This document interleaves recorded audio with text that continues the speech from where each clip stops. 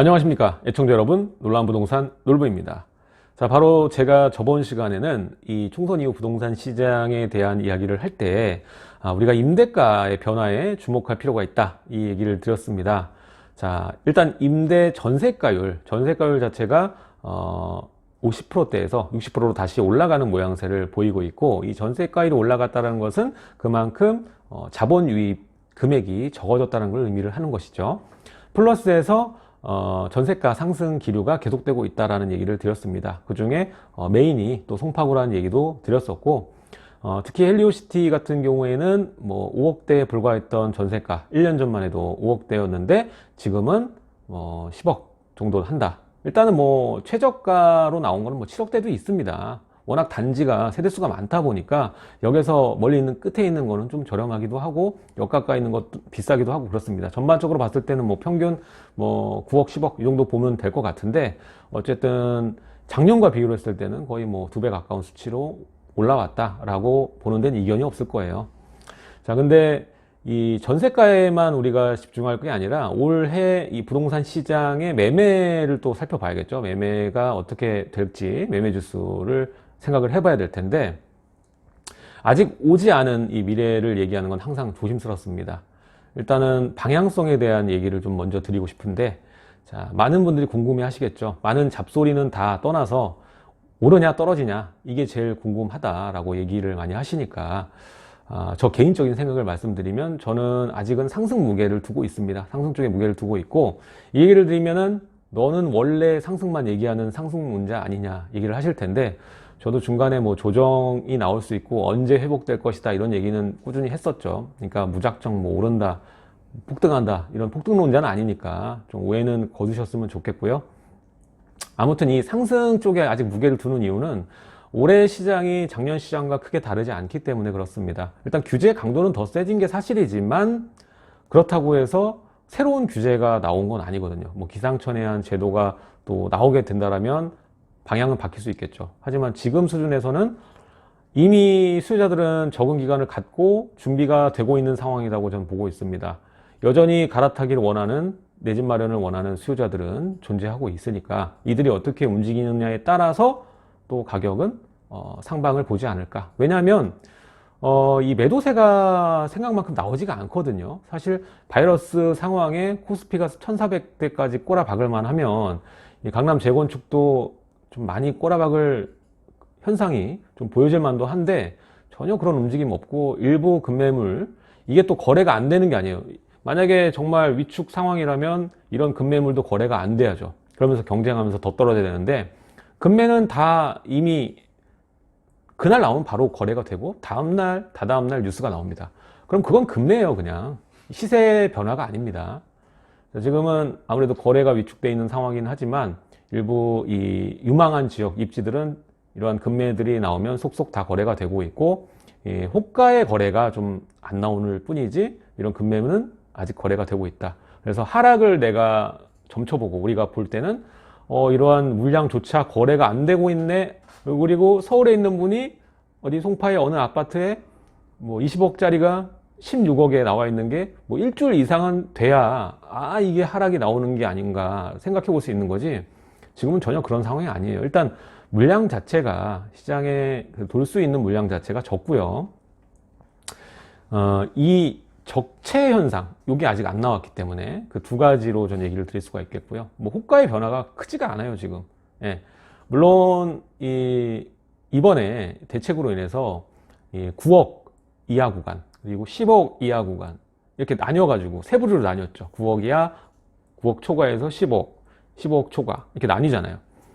그러다 보니까 이제 10억 초과하는 부분에 대해서는 사실 거래가 많이 위축됐죠. 그래서 앞에서 선두하는 단지가 어느 정도 주춤해 있는 상황이고, 나머지 단지들 이제 9억에서 10억 얘네들도 좀 주춤한 상황이죠.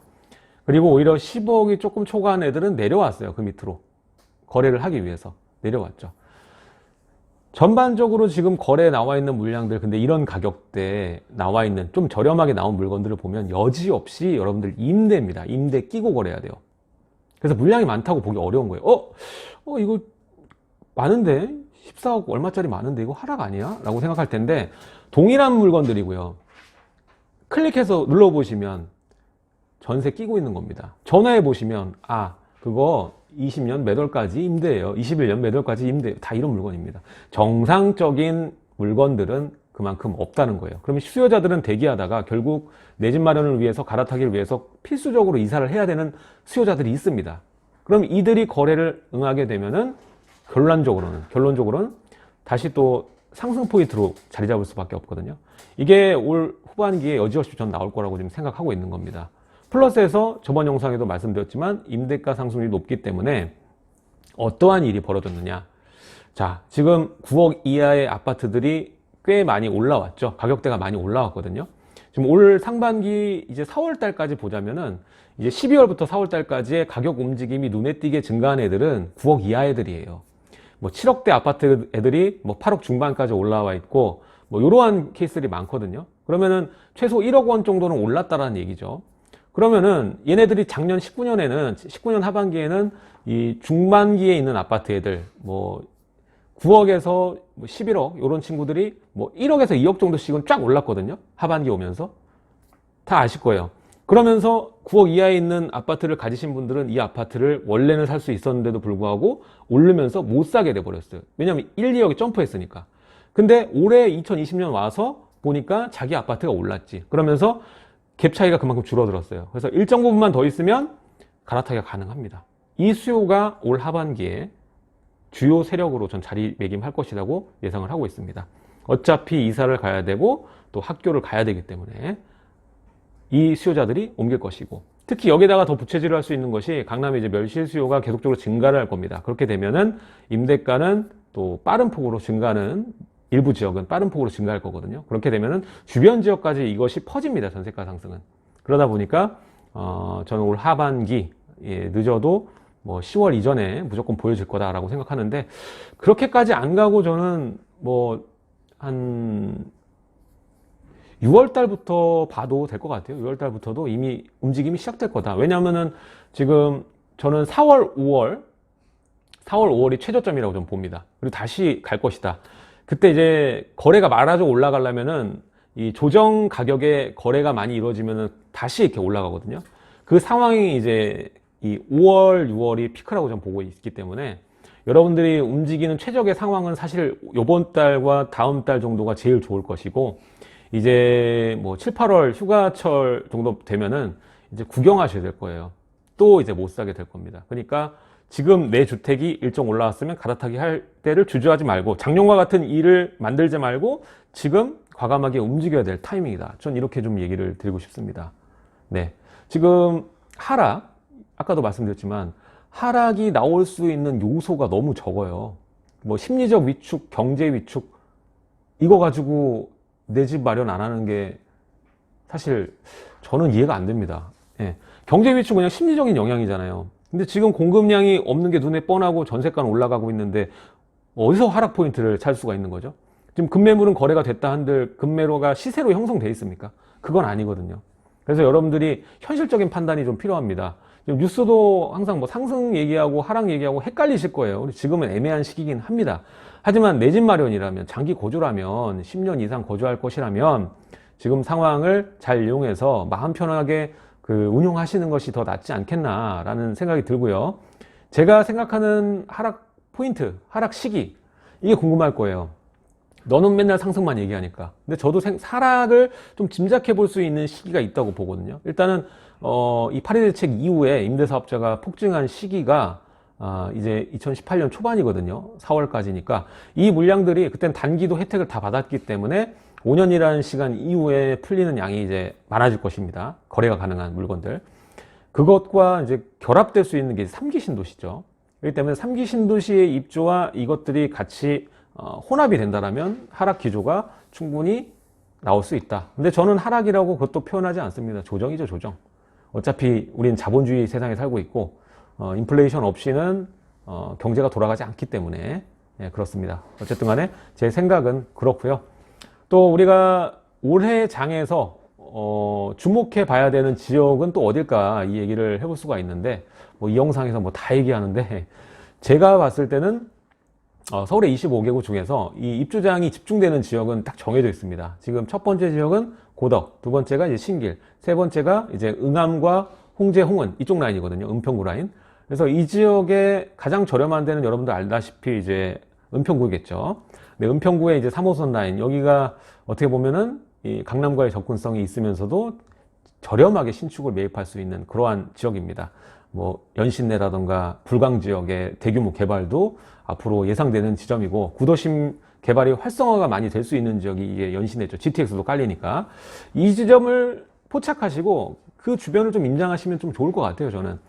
그리고 두 번째는 이제 신길 뉴타운 같은 얘기를 드릴 텐데, 신길 뉴타운 같은 경우에도 지금 금액대가 일단 주춤한 상황이었지만 올해 주도할 수 있는 데는 이제 10억에서 10억 사이에 있는 친구들, 이 친구들이 또 10억까지 좀 빠른 속도로 가지 않을까. 고덕은 이미 왔기 때문에 지금의 확장성은 전 크다고 보진 않습니다. 다만 이제 신길은 아직 남아있다. 그리고 은평구는 더 확장성이 크다라고 보기 때문에 장기간 내 집 마련으로 샀을 때 내가 볼 수 있는 그 확장 말하는 거예요.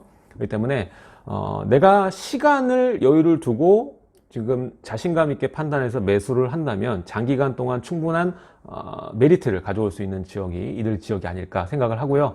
그리고 여전히 이제 메리트가 될 수 있는 지역은 마포나 뭐 용산 지역 같은 경우에도 이제 9억 초과에서 10억 이하 아파트들 중에서 이제 입지가 괜찮고 좀 우리가 그동안 외면했던 아파트들 있잖아요.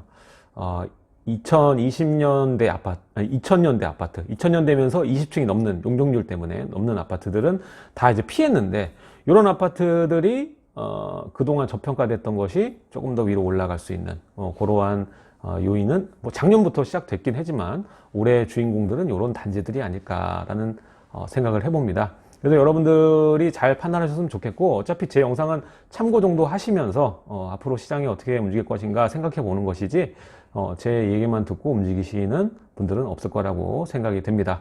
어쨌든 올해 저 하반기 시장은 그래도 방향성은 상승, 그리고 주요 이 상승 그 포인트를 가지고 있는 지역은 9억 이하 아파트 여전히 강세를 보일 것이고, 그리고 갈아타기 하실 분은 올해 빨리 타셔야 된다. 네. 9억대 있으면서 이제 10억에서 10억 진입하려는 분들은 시간이 얼마 없다고 좀 봐요. 그래서 올해는 이 10억 초과 애들은 좀 부진할 거라고 보고, 주춤할 거고, 확장성이 크지 않다. 어차피 전세 끼고 내 집 마련 하시는 분들만 이제 들어가는 거거든요.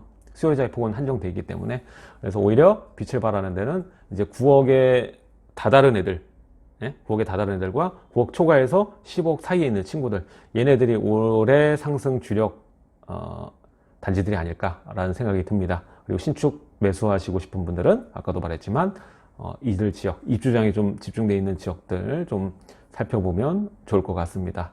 자, 오늘 내용은 여기까지 하도록 하겠습니다. 오늘은 저번 시간에 이어서 저번 시간에는 가장 주목해야 될 부분, 바로 전세가 상승, 전세가율 상승, 요거에 대해서 얘기를 드렸고요. 올해는 올 하반기 부동산 시장 매매 지수 추이가 어떻게 될 수 있을지에 대해서 방향성과 또 주요 세력 단지 그리고 주요 지역까지 한번 이야기를 해봤습니다. 자, 내용이 좋으셨다면 좋아요와 구독하기 그리고 알림 설정 꼭 해주시고요. 주변에 놀라운 부동산 많이 좀 추천 좀 부탁드리도록 하겠습니다. 카페도 있으니까요. 많은 가입 부탁드리고요. 앞으로도 여러분들께 알찬 정보 드리도록 하겠습니다. 자, 지금까지 시청해 주셔서 감사드립니다.